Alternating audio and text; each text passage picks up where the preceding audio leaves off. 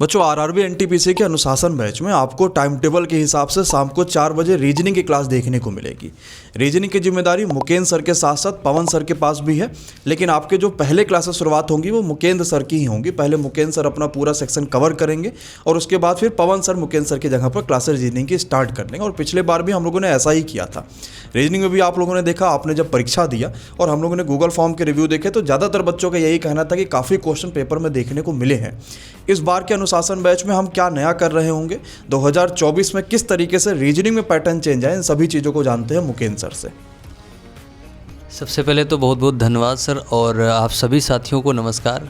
साथियों, जब आप एक सही दिशा में तैयारी कर रहे होते हैं एकदम सही स्ट्रेटजी के साथ में, तो संघर्ष की राह थोड़ी सी आसान हो जाती है और यही एक टीचर का काम भी होता है, उसकी जिम्मेदारी भी होती है।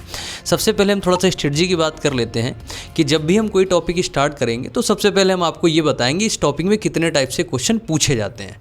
वहाँ से हम कॉन्सेप्ट निकालेंगे। कॉन्सेप्ट के बाद में जिनको आप टिक्स कहते हैं उनको हम स्मार्ट अप्रोच बोलते हैं, वो कॉन्सेप्ट से ही निकाल के देंगे जिससे आप रटे नहीं, उस चीज़ को समझ ले ये ट्रिक्स आती कहाँ से।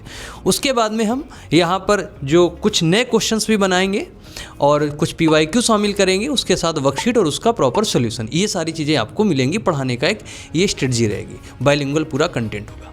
जो चेंजमेंट देखे गए जैसे विश्वास बैच में अगर आप लोग जुड़े हैं तो आपने देखा होगा, उससे कहीं ना कहीं और बेहतर चीज़ें होंगी क्योंकि उस चीज़ को हम दूसरी बार लेकर के आ रहे हैं। अब यहाँ पर जैसे 2024 के आप चाहे वो ग्रेजुएट लेवल की बात करें या फिर 10th लेवल की बात करें, एनालॉगी जैसे हो गया, तो अगर हम एनालॉगी की बात करते तो एनालॉगी में इस बार उसने, आपने देखा होगा जनरली 1 या 2 रेशो बना करके वो क्वेश्चन पूछता था।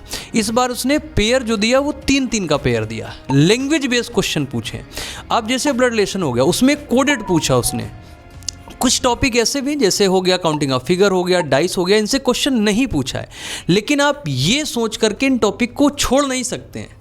आपको सब कुछ पढ़ करके चलना है क्योंकि हो सकता है जो चीज़ उसने पिछली बार ना पूछी हो वही परिवर्तन कर दे वो। तो बहुत ऐसी चीज़ें हैं जो हम लोग समझते हैं कि इस बार नहीं आए, लेकिन इस बार वो आएगा या नहीं आएगा, तो आप सोचते नहीं आएगा, है ना। तो उस पर भी अच्छी हमें पकड़ करनी। ओवरऑल अगर हम बात करें तो जैसे पजल की बात कर लें, पजल के आपको क्वेश्चन लगभग 2 क्वेश्चन हर शिफ्ट में देखने को मिले। ब्लड रिलेशन के 2 से 3 क्वेश्चन, वो भी कोडेड वाले। अब अगर आपने मेरी डेमो क्लास देखी होगी तो उसमें मैंने इक्वेशन कोडेड को 4 ऑप्शन को 4 सेकेंड में सॉल्व किया है, जो आप स्किप कर देते हैं। पजल जो है अगर हम पजल की बात करते हैं तो वो भी मुश्किल से 10 सेकेंड में, जिसको आप छोड़ देते हैं। तो ऐसी बेहतरीन अप्रोच मिलेंगी आपको इस बैच में। आप लोगों से मुलाकात होगी बैच में। आप सभी का जरूर इंतजार रहेगा। Thank you.